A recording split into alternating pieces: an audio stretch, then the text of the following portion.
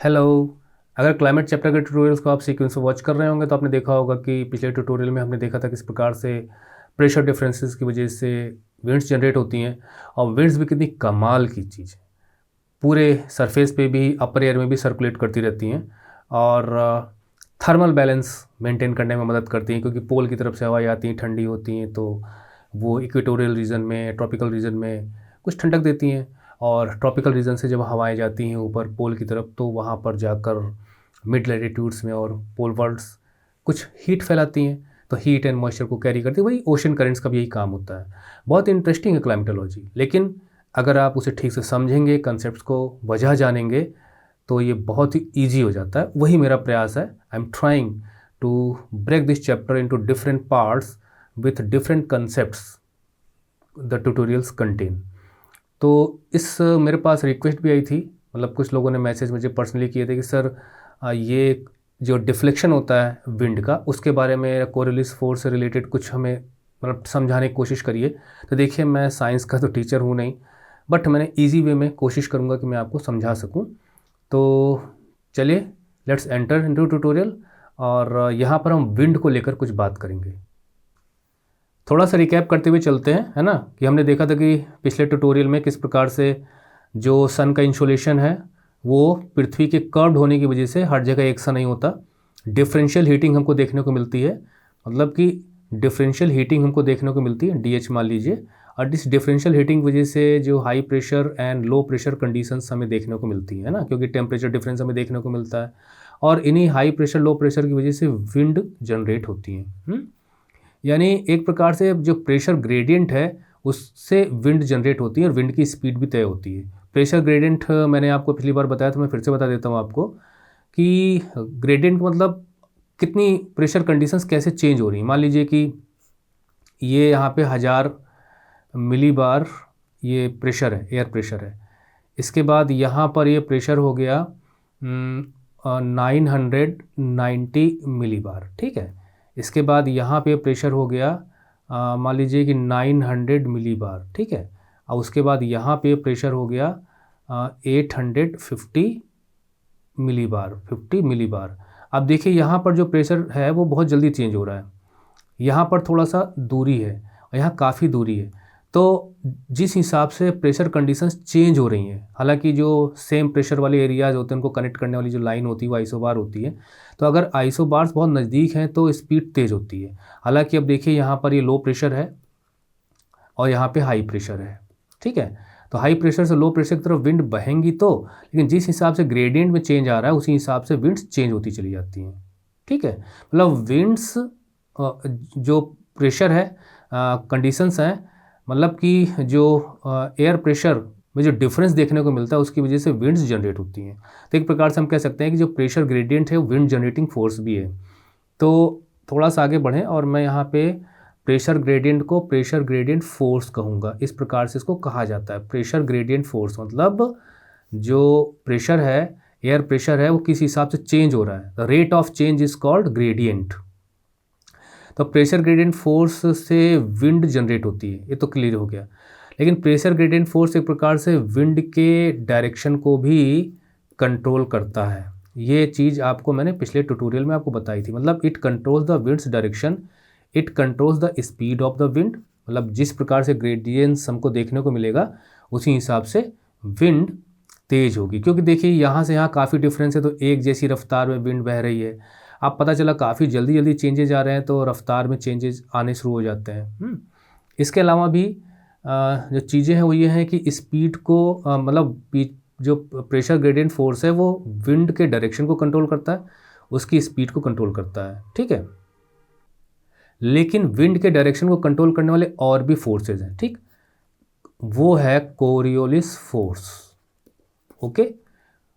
Coriolis force और friction का भी असर पड़ता है, फ्रिक्शन का भी असर पड़ता है। हालांकि फ्रिक्शन मतलब कोरियोलिस फोर्स को मैंने जोड़ा यहाँ पे, फ्रिक्शन को मैंने यहाँ जोड़ा। स्पीड को भी हम कह सकते हैं कि फ्रिक्शन स्पीड को भी प्रभावित करता है। तो देखिए डिफरेंट प्रेशर कंडीशंस से विंड जनरेट होती हैं। विंड के ग्रेडियंट्स के हिसाब से, मतलब हाई प्रेशर लो प्रेशर जो डायरेक्शन हमें देखने को मिलता है, नॉर्थ मतलब से साउथ या साउथ से नॉर्थ की तरफ, ये विंड का डायरेक्शन हमें देखने को मिलता है, ठीक है। तो विंड के डायरेक्शन को कंट्रोल करते हैं प्रेशर ग्रेडियंट फोर्स, विंड के स्पीड को भी, स्पीड पर फ्रिक्शन का भी असर पड़ता है, ठीक है, और विंड के डायरेक्शन का भी फ्रिक्शन पे असर पड़ता है, और कोरियोलिस फोर्स विंड के डायरेक्शन पर मतलब विंड को मॉडिफाई करने वाले फोर्सेज है। मतलब ये और ये दोनों एक प्रकार से मॉडिफाइंग फोर्स हैं, दे मॉडिफाई द विंड। और प्रेशर ग्रेडियंट फोर्स क्या है? विंड जनरेटिंग फोर्स है, इसको हम कह सकते हैं विंड जनरेटिंग फोर्स। तो अब आपको क्लियर हो गया कि ये तो पिछले ट्यूटोरियल मैंने बताया था कि जो प्रेशर ग्रेडियंट उसकी वजह से विंड जनरेट होती है, लेकिन विंड के डायरेक्शन और स्पीड को कंट्रोल करने वाली ये दो कारण मैंने आपको नहीं बताए थे उस समय। तो मेरा यहाँ पे इस ट्यूटोरियल में कोरियोलिस फोर्स को इजी वे में समझाने की कोशिश रहेगी।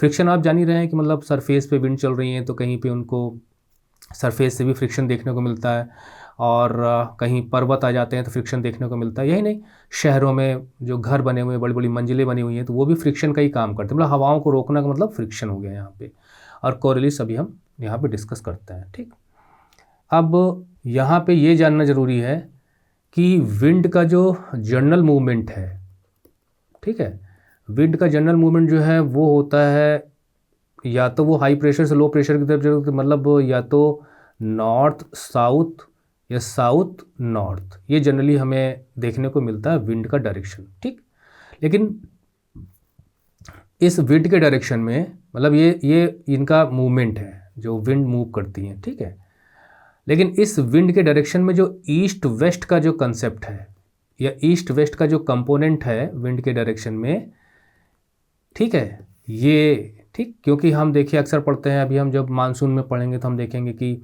विंड जो है वो नॉर्थ ईस्ट, मतलब नॉर्थ ईस्ट लगा दिया, साउथ के साथ डबल लगा के साउथ वेस्ट कर दिया, तो नॉर्थ साउथ तो विंड ट्रेवल करती हैं through out the planet, north south south north, लेकिन इसमें जो ईस्ट वेस्ट का जो कंपोनेंट है it is because of the rotation of the earth. मतलब ईस्ट वेस्ट डायरेक्शन जो हवाओं में होता है वो अर्थ के रोटेशन की वजह से होता है। मतलब अर्थ रोटेट करती है, अब देखिए ये अर्थ रोटेट करती है, इस रोटेशन की वजह से जनरली क्या है कि हवाएं ऊपर से नीचे या नीचे से ऊपर जाती रहती हैं जैसे प्रेशर कंडीशंस हो, लेकिन इनमें डिफ्लेक्शन हमें देखने को मिलता है। मतलब हवाएं अगर नॉर्थ से आ रही हैं तो थोड़ा सा इधर मुड़ जाती हैं, साउथ से आ रही हैं तो इधर मुड़ जाएंगी, और डिफरेंट जो नॉर्दर्न हेमिस्फीयर सदर्न हेमिस्फीयर में इनका डिफ्लेक्शन अभी हम बताएंगे आपको। तो ये अर्थ के रोटेशन की वजह से जो वेस्ट से ईस्ट की तरफ, यानी हवाएं अगर ईस्ट की तरफ जा रही हैं तो इसका मतलब ये है कि वो रोटेशन के साथ हैं, और अगर हवाएं वेस्ट की जब जा रही हैं तो इसका मतलब जो रोटेशन हमें आगे बढ़ रहा है उससे पीछे हो जा रही हैं। तो और ये डिफरेंट लैटिट्यूड्स हैं, है ना, ये इक्वेटर हो गई, ये ट्रॉपिक ऑफ कैप्रिकॉर्न हो गई, ये ट्रॉपिक ऑफ कैंसर हो गया, और इस प्रकार से एयर का सर्कुलेशन ऊपर से नीचे, यहाँ से वहाँ, और अपर एयर का भी सर्कुलेशन हमको देखने को मिलता है। तो चलिए कोरियोलिस फोर्स के बारे में हम स्टडी करते हैं, और फ्रेंच मैथमेटिशियन थे, उन्होंने ही इस फोर्स के बारे में पता लगाया था, तो उनके नाम पर ये फोर्स है, कोरियोलिस फोर्स के नाम से जाना जाता है। तो सबसे पहले बात तो ये है कि हमें ये पता होना चाहिए कि ये कोई रियल फोर्स नहीं है, नॉट अ रियल फोर्स, ठीक है, ये कोई रियल फोर्स नहीं है, नॉट अ रियल फोर्स, ठीक है, ये एक फिक्टिशियस फोर्स है या अपरेंट फोर्स। मतलब हमें लगता है कि कोई फोर्स है जो काम कर रहा है, लेकिन ऐसा कोई फोर्स नहीं है, it is a apparent force. हमें लगता है, हमें प्रतीत होता है, हमें आभास होता है, we observe that some force has been applied but there is no such kind of force. वो फोर्स ऑफ डिफ्लेक्शन है। अपरेंट फोर्स क्या है कि वो अभी हम नंबर 2 पे पॉइंट लिख देते हैं कि इट अपीयर्स दैट, ऐसा लगता है कि कोई चीज़, moving objects deflect, moving objects deflect from their path, अपने रास्ते से वो भटक जाते हैं और मुड़ जाते हैं, ठीक है। वो कैसे होगा मैं भी आपको बताऊंगा। तीसरा, because of rotation of earth, जो मैंने भी आपको बताया था कि because of rotation of earth, because of rotation of earth, ये फोर्स हमें रोटेशन ऑफ अर्थ की वजह से ही मिलता है। मतलब it acts in a rotating frame, किसी भी रोटेटिंग फ्रेम में ही ये हमें देखने को मिलता है। और क्या देखने को मिलता है कि कोई भी मोशन पार्टिकल है, मतलब जो मूव कर रहा है पृथ्वी पर, प्लेनेट पर, वो मूव कर रहा है, तो वो अगर लीनियर मोशन है उसका तो वो डिफ्लेक्ट करेगा या इधर, वो हम देखेंगे। नॉर्दर्न हेमिस्फीयर में डिफरेंट है, सदर्न हेमिस्फीयर में डिफरेंट है। मतलब एनी मूविंग ऑब्जेक्ट, कोई भी मूविंग करता हुआ मोशन पार्टिकल है, चाहे वो विंड्स हो, चाहे वो बर्ड्स हों, चाहे वो ओशन करेंट्स हों, यहाँ तक कि बुलेट भी कोई फायर करते हैं तो उसकी भी ट्रेजेक्ट्री बनती है। तो एक डिस्टेंस कवर करने के बाद वो चीज़ डिफ्लेक्ट होती है, उसी हिसाब से हमें एम करना पड़ता है। तो वो जो फोर्स ऑफ डिफ्लेक्शन है, वास्तव में वो ट्रेवल स्ट्रेट ही होता है, लेकिन हमें लगता है कि वो डिफ्लेक्ट हो रहा है वहाँ से, मतलब अपने पाथ से वो जो मूविंग ऑब्जेक्ट है वो डिफ्लेक्ट हो रहा है। तो डिफ्लेक्ट होता नहीं है पर हमें लगता है, इसलिए हम कहते हैं कि इट इज़ अपरेंट फोर्स। ऐसा लगता है जैसे कोई फोर्स है जो अप्लाई करके उसको, जो सीधी चीज़ जा रही है लीनियर मोशन में, उसे वो मोड़ दे रहा है। तो वो डिफ्लेक्शन हमें लगता है जबकि है नहीं वास्तव में, इसलिए हम इसे अपरेंट फोर्स कहते हैं। चौथी चीज़, पहले एग्जांपल ले लेते हैं। मैं एक रफ एग्जांपल लेता हूँ आपके लिए कि ये तो समझ गया, रोटेशन ऑफ अर्थ, वो भी rotation of earth at different speeds, rotating frame. चलिए उसको बाद देखेंगे। मैं यहाँ पे एक छोटा सा एग्जांपल लेता हूँ। मान लीजिए कि ए है और बी है। मैं खाली एक रफ एग्जांपल ले रहा हूँ, आगे मैं एक एग्जांपल और लूँगा। मान लीजिए ए बी को कोई चीज़ फेंकता है, मान लीजिए ए बी को बॉल फेंकता है, ठीक है। और बी क्या करता है, यहाँ से हट जाता है, वो हट के यहाँ आ जाता है। तो अब ये बॉल आके यहाँ गिरेगी, जबकि बी हट चुका है, तो बॉल से बी की दूर हो चुका है, मतलब B has moved ahead of this ball. तो अब चूंकि ए इस तरफ है, ए का मुंह बी की तरफ है, तो ए का, अगर आप ए की तरफ से खड़े होंगे तो ये इसका क्या हो जाएगा, लेफ़्ट हो जाएगा। तो ऐसा लगेगा जैसे ए के लेफ़्ट में जा चुका है ये, ठीक। और अगर मान लीजिए बी यहाँ ना जा करके, मान लीजिए बॉल यहाँ पे फेंकी गई है, बी हट के यहाँ आ जाता है, तो अब टारगेट पर बॉल गिरी, लेकिन जिसको फेंकी गई थी वो आगे जा चुका है। तो अब ये जो डिस्टेंस बनेगा, मतलब ए की तरफ से अगर आप खड़े हुए हैं तो ये राइट में बनेगा, मतलब एक प्रकार से बी ए के राइट में है, बॉल सीधे है। तो मेरे कहने का मतलब ये है कि बस आप इतना ध्यान रखिए कि ए ने कोई चीज़ फेंकी, तो जिसको टारगेट करके फेंकी है वो उसको ना मिलकर, बल्कि जिसे फेंकी गई थी वो उस जगह से आगे जा चुका है या उसके पीछे जा चुका है। मतलब ये अहेड हो गया, आगे जाना हो गया, और ये मतलब ये आगे जाना हो गया, ये हो गया पीछे रहना, मतलब लैग का मतलब होता है पीछे रह जाना। और ये बॉल ना टारगेट पे पड़ती ज़रूर है, बट जिसको टारगेट किया जाता है वो यहाँ वहाँ मूव हो चुका होता है। इसको आपको ध्यान में रखना है। अब मैं एक एग्जांपल और लेता हूँ। मान लीजिए ये सर्किल है, सर्किल ले ही लेता हूँ, ठीक। ये सर्किल है और ये यहाँ पर ए है, ये यहाँ पर बी है, ये यहाँ पर सी है और ये यहाँ पे डी है, ठीक। अगर ये सब के सब मान लीजिए कि एक रोटेटिंग फ्रेम में अभी नहीं है, फ्रेम का मतलब सीधा से समझ लीजिए कि अगर मैं कुर्सी पर बैठा हूँ तो कुर्सी फ्रेम है, बस में है तो बस आपके लिए फ्रेम हो गई, मोटरसाइकिल पे है तो मोटरसाइकिल आपकी फ्रेम हो गई, क्योंकि आप उसकी वेलोसिटी के साथ मूव करते हैं। मान लीजिए कि आप कार में बैठे हुए हैं, गाड़ी में बैठे हुए हैं, बाइक में बैठे हुए हैं, तो अगर आप बैठे हुए हैं तो बाइक जैसे मूव कर रही है तो उसकी वेलोसिटी आपको मिली होती है, आप उसके साथ साथ मूव करते हो। कोई गेंद अगर आप हवा में उछाल रहे हो ऐसे करके चलते वक्त, लेकिन हाँ बैलेंस बनाने की कोशिश करते हो। यहाँ तक कि हम पैदल भी चलते हैं तो हमें पैर बढ़ाते वक्त बैलेंस बना के चलना पड़ता है, कहीं हम गिर ना जाएँ। तो कहीं ना कहीं अर्थ की रोटेशन की वजह से हमें एक डिफ्लेक्शन देखने को मिलता है। अगर आपने बॉल ज़्यादा ऊपर उछाल दी, थोड़ा सा दाएं बाएं हो गई, तो निश्चित है कि वो पीछे रह जाएगी, क्योंकि वेलोसिटी में डिफरेंस हमें देखने को मिल जाएगा और डिफ्लेक्शन देखने को मिलेगा। तो डिफ्लेक्शन हमें देखने को मिलता है जब कोई चीज़ मूव कर रही हो, ठीक।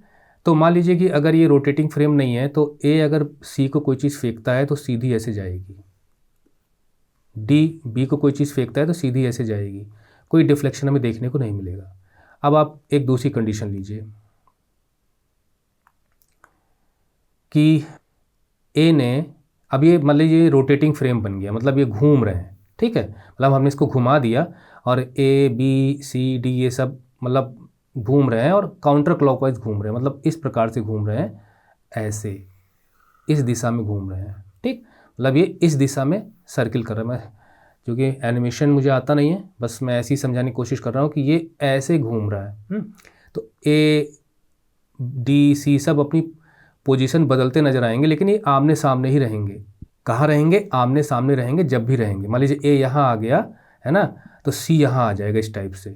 तो मान लीजिए ए ने सी को बॉल फेंकी, कलर चेंज कर लेता हूँ, ये बॉल फेंकी ऐसे, ठीक है, सी को। अब रोटेशन की वजह से ये एक ही जगह तो रहेंगे नहीं, रोटेशन की स्पीड के हिसाब से देखिए मैं चेंज करता हूँ इनकी पोजीशन को, ठीक। मान लीजिए ए अब यहाँ आ गया, मैं राइट एंगल मतलब से ऐसे एंगल ले रहा हूँ कि दिक्कत ना हो। मान लीजिए ए यहाँ पे आ गया अब, और डी सी की जगह चला गया, और बी की जगह सी आ गया, ठीक, और ए की जगह बी आ गया। तो अब इनकी नई पोजीशंस हैं, ओके। ए की जगह बी है, बी की जगह सी है, सी की जगह डी है, डी की जगह ए है, ठीक। अब जैसे इसने बॉल को फेंका होगा, ठीक, तो बॉल तो आ गई मोशन में और एक फोर्स अप्लाई हुआ, और टेंडेंसी ये होती है ऑब्जेक्ट की कि वो अपने वेलोसिटी को, मोशन को, जहाँ से जो मतलब जो फोर्स उसके ऊपर अप्लाई हुआ है वो उसको मेंटेन करने की कोशिश करता है। There is a tendency of the moving object to maintain their speed during motion. तो ये सीधी बॉल ऐसे जाएगी, लेकिन इनकी पोजीशन चेंज हो रही है, और ये बॉल अब मान लीजिए कि ए यहाँ पे आ गया, ठीक, और सी की जगह डी पहुँच गया, तो बॉल किसके पास जाएगी? सीधा डी के पास जाएगी। किसके पास जाएगी? सीधा डी के पास। चूँकि ए यहाँ आ चुका है, अब ध्यान दीजिए, चूँकि ए यहाँ आ चुका है और बॉल डी के पास गई हुई है, ए ने सी के पास भेजा था पर सी के पास बॉल नहीं गई, लेकिन जब वो बॉल को फेंक रहा था तो वो सी को ही देख रहा था। ध्यान दीजिए जो मैं बोल रहा हूँ आपको, कि ए ने जब सी को बॉल फेंकी थी तो ए का ध्यान सी पर ही था, मतलब ए सी को ही देख रहा है, क्योंकि रोटेटिंग फ्रेम में आमने सामने है, तो ए की निगाह सी पर है, वो बॉल उसको फेंक रहा है, लेकिन वास्तव में बॉल किसके पास पहुंची? डी के पास पहुंची, सी के पास नहीं पहुंची, ठीक है। अब फिर से आप सोचिए, इनकी ओरिजिनल पोजीशन पे आप आइए, मतलब जो ए इनकी जो इनिशियल पोजीशन थी, इनिशियल पोजीशन ए की ये है, ठीक है, और वास्तव में बॉल किसके पास पहुंची है? डी के पास पहुंची है।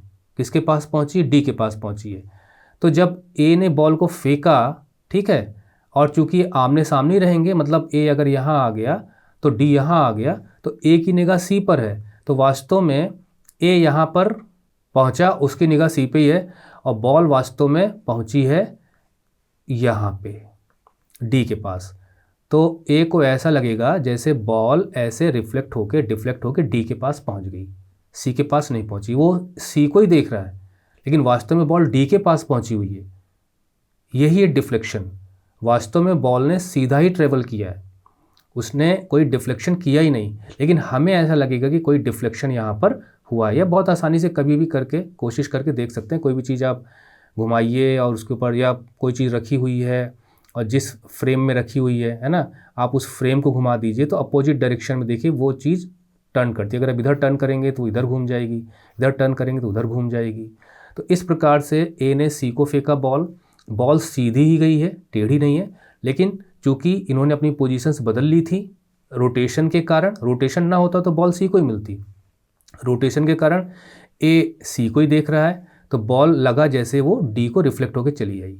लेकिन डी को कैसे मिली? मैंने आपको बताया कि सीधे ही जाके मिली है वो। तो मोशन जो है वो लीनियर ही है, कोई डिफ्लेक्शन है नहीं, लेकिन हमें लगता है कि बॉल डिफ्लेक्ट कर गई है। That is why it is called apparent force. ये बहुत अच्छे ढंग से आपको समझ में आना चाहिए। यूट्यूब पे बहुत से वीडियोज़ हैं, एनिमेशंस हैं, आप जाके वहाँ पे देख सकते हैं किस प्रकार से इस प्रकार का डिफ्लेक्शन देखने को मिलता है।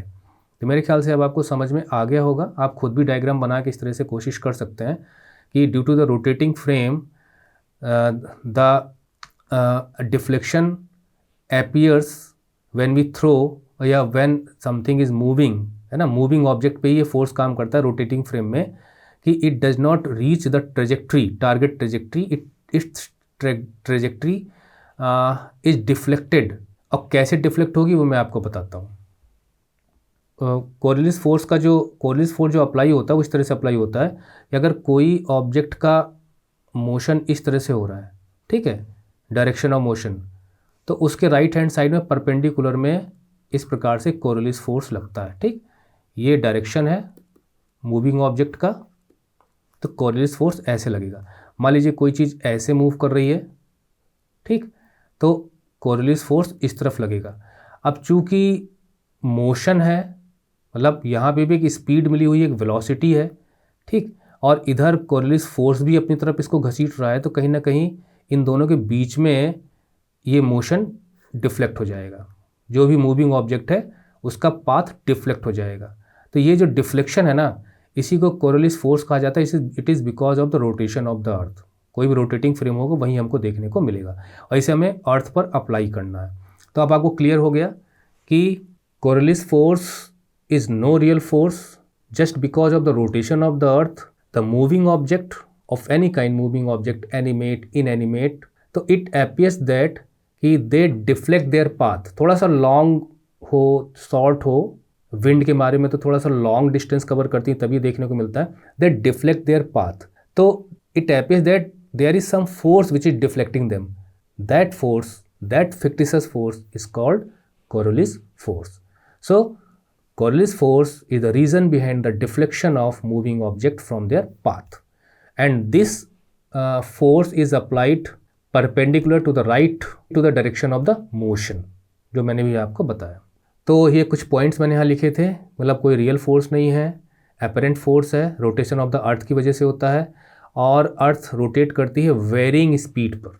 ये भी बहुत इंपॉर्टेंट चीज़ है कि अर्थ का रोटेशन हर लैटिट्यूड पे सेम नहीं है, because of the spherical shape of the earth. चलिए उसको भी समझते हैं।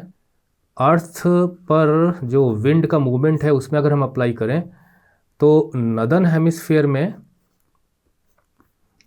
जो विंड्स हैं वो डिफ्लेक्ट करेंगी on right side of their motion,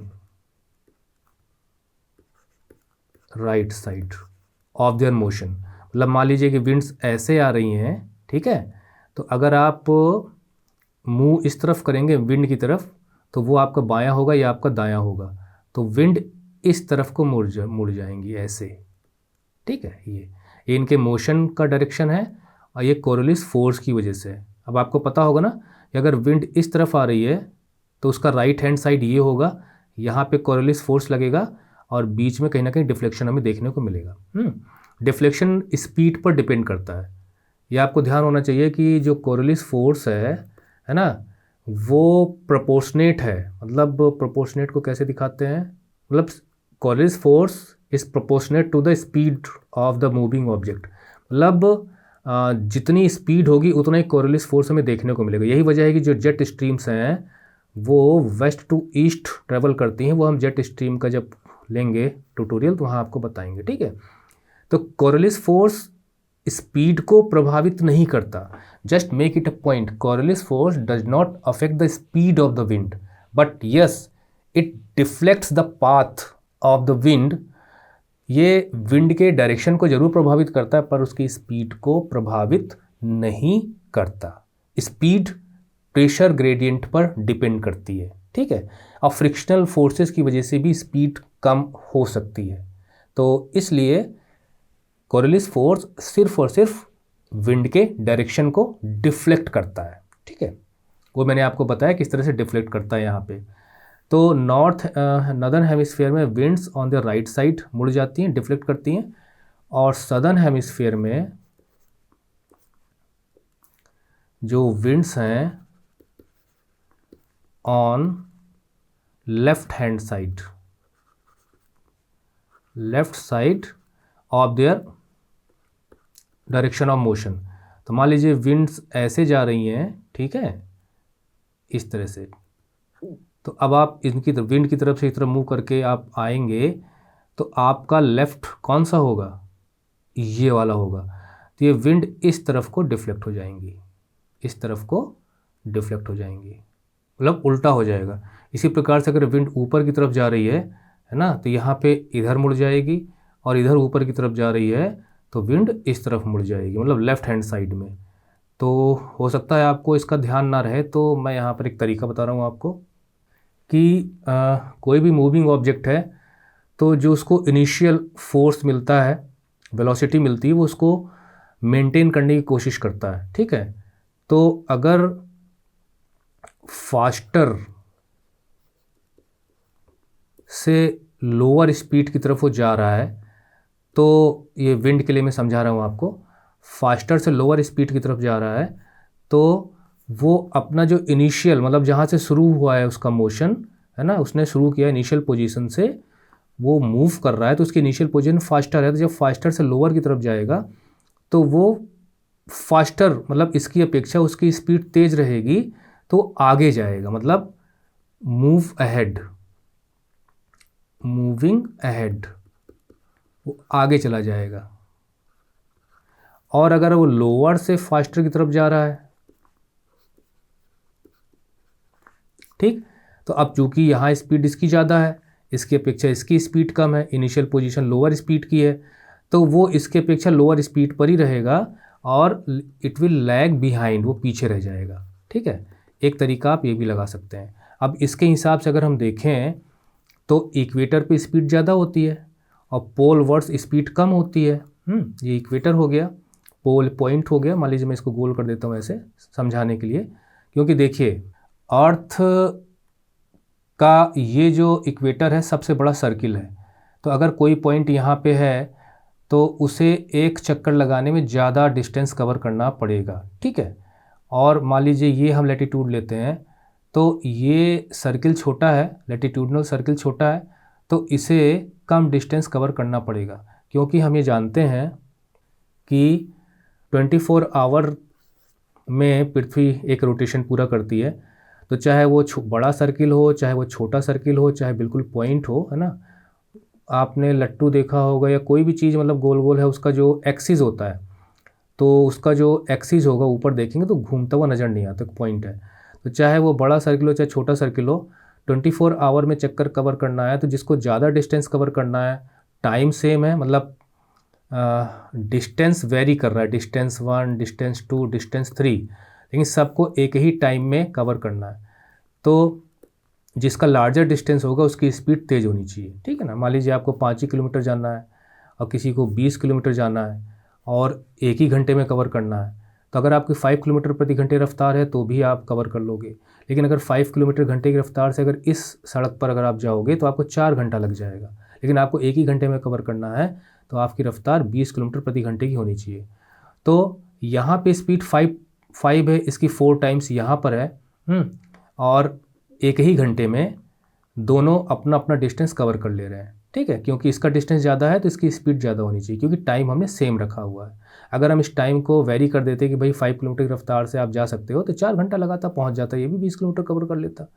तो इस हिसाब से आपको पता होना चाहिए कि at equator rotation is faster than the, जब हम ऊपर मूव करते हैं, पोलवर्ड मूव करते हैं लोअर लैटिट्यूड्स, तो लोअर लैटिट्यूड्स मतलब लैटिट्यूड से लैटिट्यूड में हमें स्पीड में डिफरेंस देखने को मिलता है रोटेशन में। अब इक्वेटर से जब हम पोल की तरफ जाएंगे,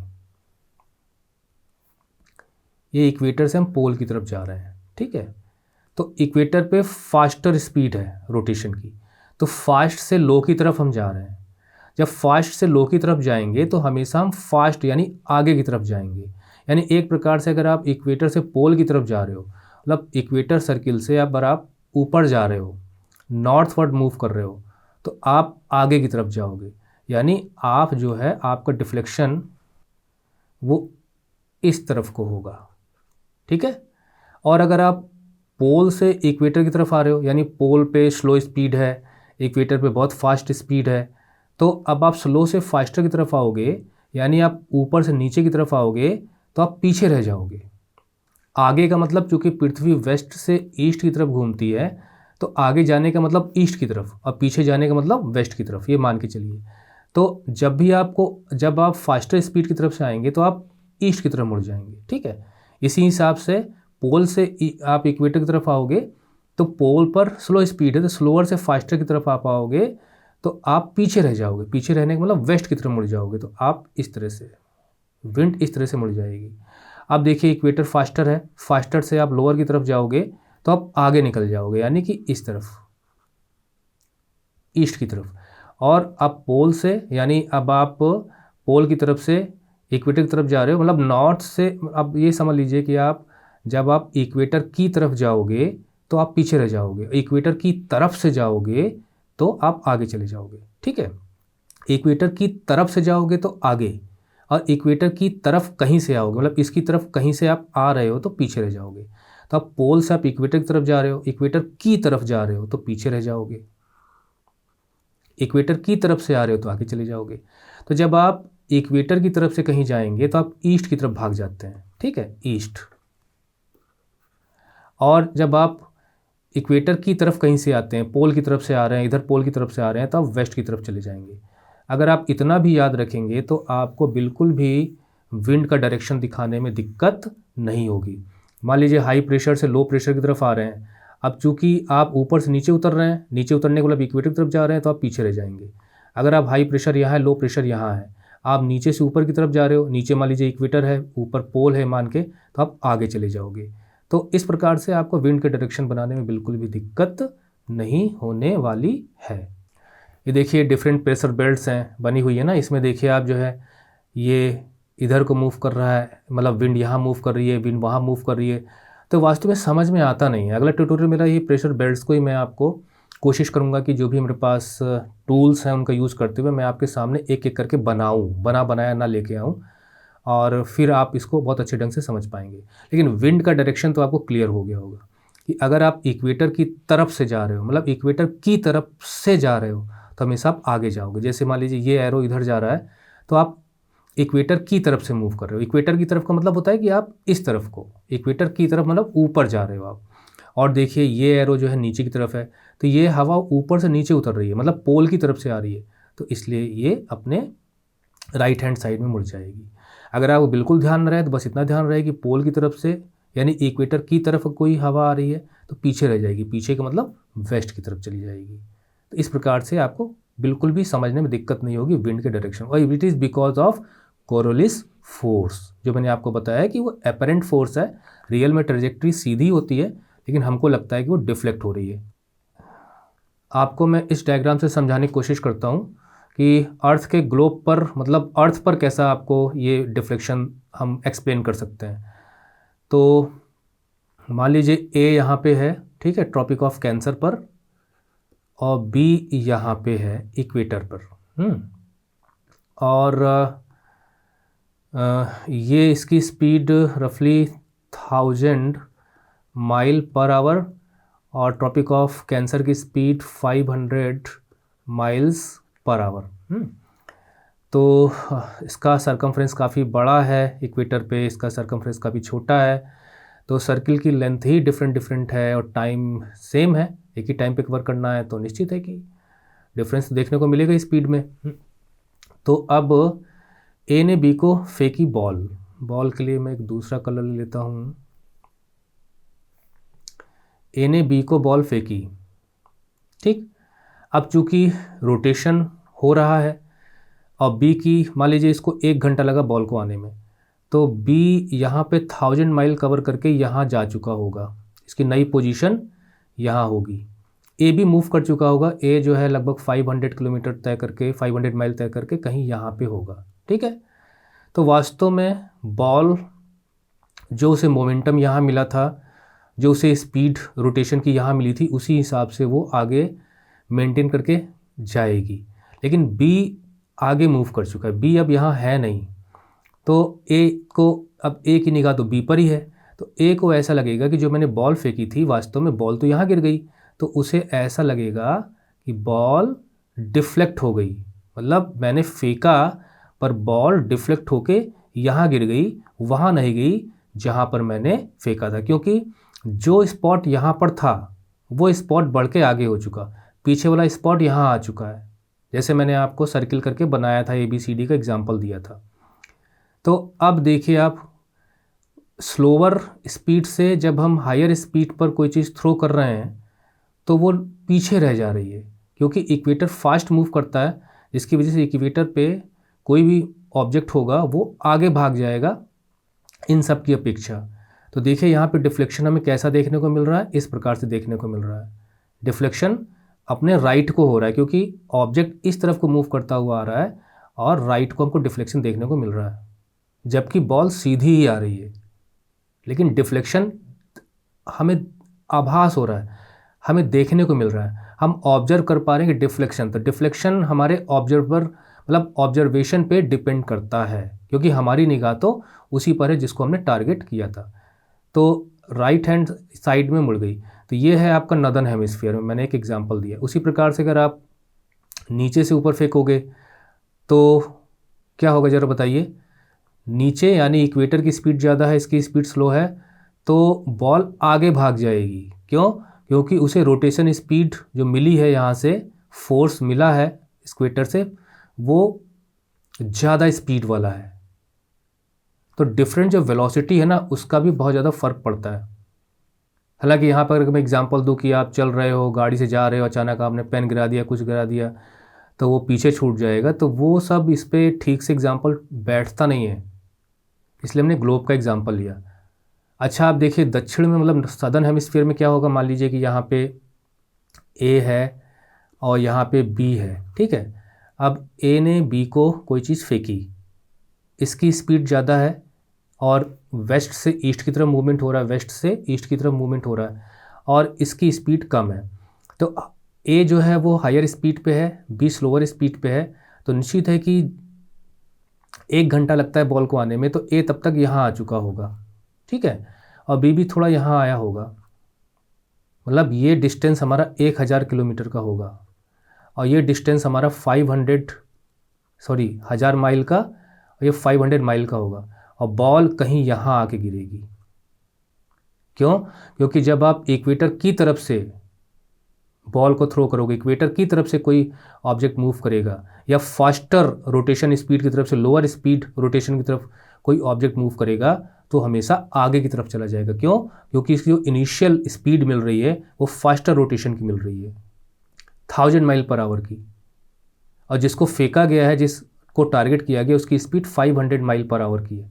तो पीछे रह जाएगा और ऑब्जेक्ट के द्वारा थ्रो की गई चीज़ आगे जा गिरेगी। और इसको कैसा लगेगा कि मैंने तो फेंका यहाँ था पर बॉल आगे चली गई। तो क्योंकि उसकी निगाह तो बी पर ही रहेगी, बी यहाँ है तो भी इसकी निगाह बी पर ही है, तो उसे लगेगा कि बॉल डिफ्लेक्ट करके आगे निकल गई, ये इसके लेफ़्ट में जा रही है। इसी प्रकार से आप प्रैक्टिस करिए कि अगर ऊपर से नीचे फेंकेगा तो क्या होगा। यहाँ पे मतलब यहाँ पे मैंने जानबूझ के यहाँ नहीं बताया, और बी अगर ए को फेंकेगा तो क्या डिफरेंस देखने को मिलेगा। अब मान लीजिए कि हमें इसमें एरोज़ के वो बताने हो कि मतलब कहाँ पे कौन सा एरो कैसे मुड़ेगा। तो जो मैंने आपको तरीका बताया है कि जब आप इक्वेटर की तरफ से जाओगे तो आगे भाग जाओगे।